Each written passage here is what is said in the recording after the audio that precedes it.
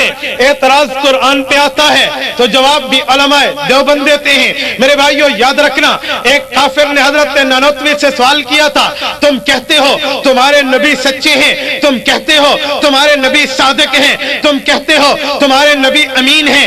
صادق کا معنی سچا, امین کا معنی امانت دار. حضرت نانوتوی نے کہا ہاں ہاں میں یہ بات بھی کہتا ہوں کہ سورج مشرق کے بجائے مغرب سے تو نکل سکتا ہے, پر میرے حبیب کی بات جھوٹی نہیں ہو سکتی. دنیا میں کوئی آدمی دیکھنے والے کو نظر نہ آئے اور بات, سننے والے کو نہ سنائی دے اور بات, بولنے والا نہ بول سکے اور بات, لیکن دنیا میں ایسا نہیں ہے کہ پیغمبر مصطفیٰ جھوٹ بول جائیں. نہیں نہیں, پیغمبر تو ایسے ہیں جنہیں قرآن پاک کہتا ہے انا فتحنا لک فتحا مبینا لیغفرک اللہ ما تقدم من ذنبک وما تاخر ویتم نعمتہ علیک ویہدیک صراطا مستقیما. پیغمبرہ تیرے گناہ تو تھے نہیں, اگر گناہ ہوتے بھی تو اگلے بھی معاف ہیں, گناہ ہوتے بھی تو پچھلے بھی معاف ہیں. ویتم نعمتہ علیک, اللہ نے اپنی نعمت کو تیرے اوپر مکمل کر دیا ہے. ویہدیک صراطا مستقیما, تجھ جیسا صراط مستقیم اللہ نے کسی کو دیا نہیں ہے. سب سے بڑا صراط مستقیم اللہ نے تجھے دیا ہے. کہا ہاں ہاں میں کہتا ہوں میرے نبی جیسا سچا دنیا میں نہیں ہے. کروڑوں سچے آ جائیں وہ سچائی حضور کے قدموں کو نہیں پہنچ سکتی. تو اس دیانت سرسوتی کافر نے ایک سوال یہ بھی کیا تھا, اس نے کہا اگر نبی سچا ہے تو اس نے سورۃ فاتحہ بھی قرآن میں دی ہے. حضرت نانوتوی بانی دارالعلوم دیوبند نے فرمایا ہاں ہاں حضرت محمد الرسول اللہ نے سورۃ فاتحہ دی ہے. اور اس نے کہا سورۃ فاتحہ الحمدللہ اللہ کا کلام ہے. فرمایا ہاں ہاں اللہ کا کلام ہے. اس دیانت سرسوتی ہندو نے کہا میں نہیں مانتا, یہ اللہ کا کلام کیسے ہے؟ کہا تو اعتراض کر, جواب دینا محمدی خادم کے ذمہ ہے. اس نے اعتراض کیا, اس نے کہا سورۃ فاتحہ بتاتی ہے ایاک نعبد و ایاک نستعین, اللہ تیری عبادت کرتے ہیں, تجھ ہی سے مدد مانگتے ہیں. پوچھا یہ اللہ کا کلام ہے؟ میں درمیان میں رکا ہوں آپ کو سمجھانے کے لیے, شاید تیزی میں بات سمجھ نہ آئے. ایاک نعبد, تیری عبادت کرتے ہیں, و ایاک نستعین, تجھ ہی سے مدد مانگتے ہیں. یہ اللہ کا کلام ہے یا نہیں ہے؟ پچھلے بھی کلام ہے یا نہیں ہے؟ کلام اللہ ہے. اچھا, اب دیانت سرسوتی کا اعتراض سننا کافر کا. اس نے کہا اگر اللہ کی بات ہے, اللہ کا کلام ہے, ایاک نعبد تیری عبادت کرتے ہیں, ایاک نستعین تجھی سے مدد مانگتے ہیں, بتاؤ جب اللہ نے یہ بات کی ہے پھر اللہ نے کس کی عبادت کی ہے؟ جب اللہ نے یہ بات کی ہے پھر اللہ نے کس سے مدد مانگی ہے؟ تو اور میں نماز میں پڑھتے ہیں تو عبادت خدا کی کرتے ہیں, نماز میں پڑھتے ہیں تو مدد خدا سے مانگتے ہیں. اگر یہ کلام اللہ ہے, یہ بات اللہ کی ہے, تو جب اللہ ایاک نعبد کہتے تھے عبادت کس کی نیت کرتے تھے؟ ایاک نستعین کہتے تھے, مدد کے لیے کس کی نیت کرتے تھے؟ اب سن اعتراض قرآن پاک پہ, اور جواب رب نے علماء دیوبند کو عطا کیا ہے. دیوبند کی فطرت میں قدرت نے لچک دی ہے, جتنا ہی دباؤ گے اتنا ہی ابھرے گا. میں نے شان مصطفیٰ عنوان علماء دیوبند سے پیش کرنا ہے. سن حضرت نانوتوی کا جواب, سینہ تان کے جواب دیا. کلام اللہ کا ہے, یہ بات اللہ نے کی ہے, اپنے لیے کی ہے, لیکن اللہ رب العزت بات کرتے ہیں تو اللہ کی بات ہے, اللہ کی بات بھی سچی ہے, محمد کی بات بھی سچی ہے. اس نے کہا دلیل؟ کا سن دلیل, یہ بتا جب ہیڈ ماسٹر بچوں کو سکول میں درخواست یاد کرواتا ہے کہ نہیں کرواتا ہے یا نہیں کرواتا ہے؟ جب ہیڈ ماسٹر کہتے ہیں بچوں لکھو, بخدمت جناب ہیڈ ماسٹر صاحب, بچے لکھتے ہیں. پھر ہیڈ ماسٹر کہتے ہیں جناب عالی, most respectfully I beg to say that I am ill وغیرہ. گزارش ہے مؤدبانہ کہ فدوی کو ایک کام ہے یا فدوی بیمار ہے, یہ باتیں لکھتے ہیں. فدوی کو ایک یوم کی چھٹی چاہیے, برائے مہربانی لہذا چھٹی عطا کیجئے, آپ کی نوازش ہوگی. العارض فلاں ABCD بات کر جاتا ہے.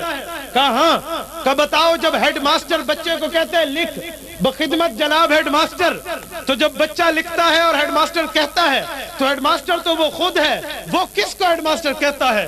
جناب عالی تو خود ہے, کس کو جناب عالی کہتا ہے؟ مؤدبانہ گزارش کہتا ہے, حالانکہ اس کو گزارش کی ضرورت نہیں ہے. آئی ایم ill کہہ کے بیمار ظاہر کرتا ہے, بیمار بھی نہیں ہے. چھٹی کی بات کرتا ہے, چھٹی بھی ضرورت نہیں ہے, چھٹی بھی منظور کراتا ہے, منظور کرانا بھی ضروری نہیں ہے.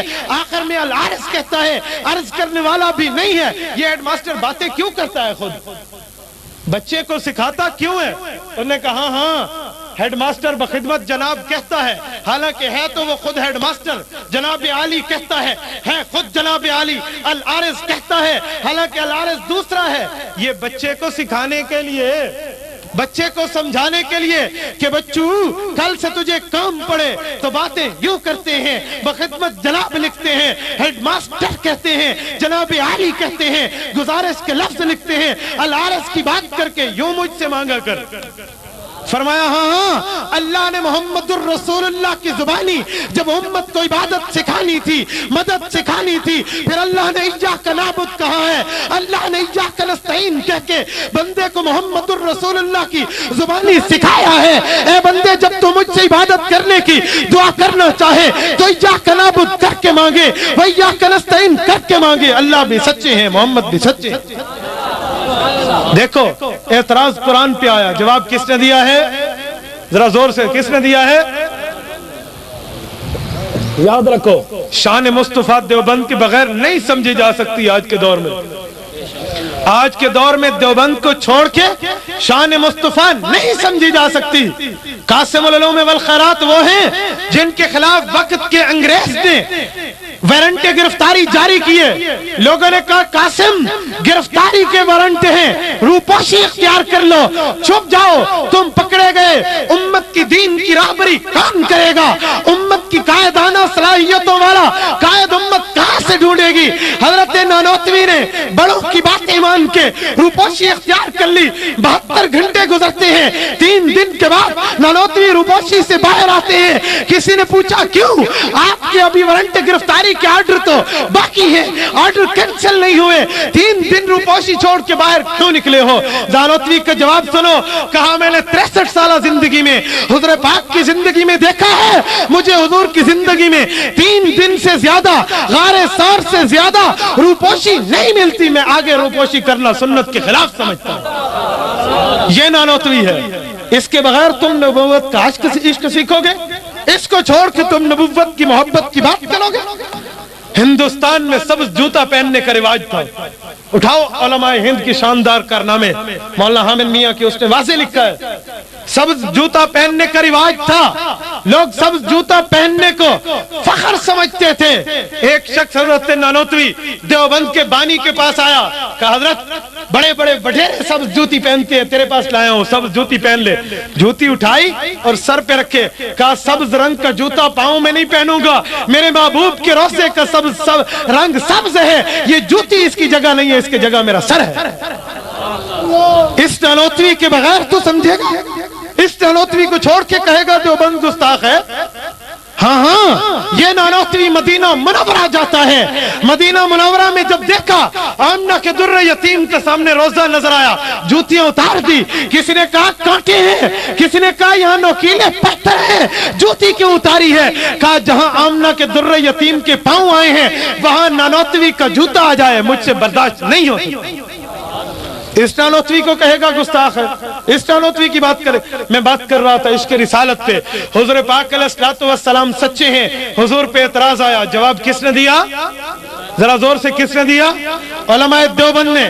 چلو محمد الرسول اللہ کی بات تھی، اس کے بعد ذرا آگے چلیے۔ آپ علیہ الصلوۃ والسلام کی سیرت ایسی ہے جو الاول بھی ہے الآخر بھی ہے، ذہن میں ہے نا بات؟ الاول بھی ہے آخر بھی ہے، پہلے بھی ہے آخری بھی ہے۔ اور سن لو، ایک شخص نے کہا امام الانبیاء زیادہ خوبصورت ہیں یا حضرت یوسف علیہ السلام؟ کون زیادہ خوبصورت ہے؟ ذرا زور سے